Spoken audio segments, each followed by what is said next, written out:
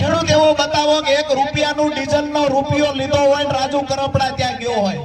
Party એવું બતાવે કે 1 પણ રૂપિયો રાજુ કરપડા નામે ડીઝલનો આપ્યો હોય। અરે આજ દિવસ સુધી કાળા નાણા નથી વાપર્યા। મારો બાપ અને મારો ભાઈ પરસેવાની કમાણી કરે છે ને, એમાંથી રાજુ કરપડાએ ખેડૂતો પાછળ પૈસા વાપર્યા, એના પર દાગ લગાવવાનું કામ શા માટે કર્યું? દોસ્તો, આવનાર સમયમાં આવા લોકોને ઓળખવાની જરૂર એટલા માટે છે કે જ્યારે જ્યારે પણ કોઈ એક યુવાન ખેડૂત સંગઠન મજબૂત બનાવે, ખેડૂતોનો અવાજ બનીને નીકળે, જ્યાં સુધી એમની પાર્ટીમાં હતા ત્યાં સુધી સારા હતા, જેવા એ પાર્ટી છોડી એટલે સંગઠન તોડવાના પ્રયત્ન થયા ને, આ લોકોને ઓળખવાની જરૂર છે।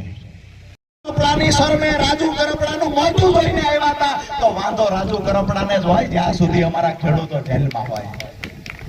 ભાઈ આવો મિત્રો, આ યુવાન જીતુભાઈ છે, ગામ એનું હળદડ છે।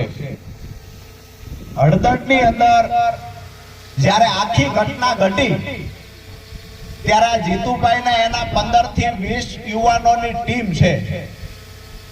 મેં ત્યારે કહેલું કે હું પોલીસની સામે સરેન્ડર થઈ જાઉં છું। આજે આ બધી વાસ્તવિકતા બધી વાત એટલા માટે કરું છું કે ક્યાંક ને ક્યાંક જૂઠી અફવાઓ ફેલાવવામાં આવે છે, એ લોકો સુધી વાત પહોંચે, ગુજરાતના ખેડૂતો સુધી, છેવાડાનો રહેલો નાગરિક છે એના સુધી સાચી વાત પહોંચાડવા માટે થઈને આ વાતને ઊંડાણપૂર્વક કરું છું। આ જીતુભાઈની 15-20 લોકોની ટીમ છે। જ્યારે ઘટના ઘટી અને આ ઘર્ષણની શરૂઆત થઈ અને ખબર પડી ગઈ ઘર્ષણની શરૂઆત થઈ છે, મેં એવું કીધું, મને આવીને કીધું ગોલી બાજુ પથ્થર મારો થાય છે, પોલીસ સાથે ઘર્ષણ થયું છે। અમે જ્યાં ઉભા હતા અહીંયાથી તો એ જગ્યા ઘણી દૂર હતી। મને કીધું કે મેં કીધું હું પોલીસ સામે વયો જાઉં, સરેન્ડર થઈ જાઉં છું।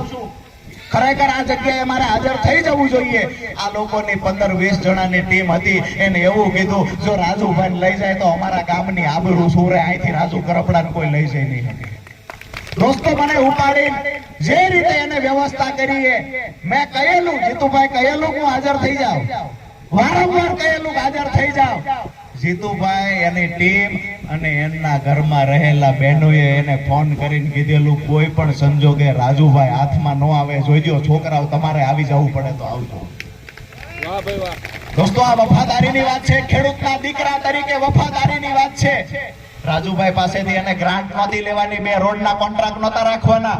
આજે પણ એ માણસ આખું આયોજન જે થયું એ આયોજનમાં ક્યાંક ને ક્યાંક આ ભાઈનું નામ FIR માં પણ હતું અને સૌથી મહત્વની ભૂમિકા એની એ હતી કે રાજુભાઈ કરપડાને ગામમાંથી બહાર કોઈ મૂકવા ગયું હોય ત્યાં જીતુભાઈ ગયા છે ને એવો ગુનો એના પર દાખલ થયો હતો।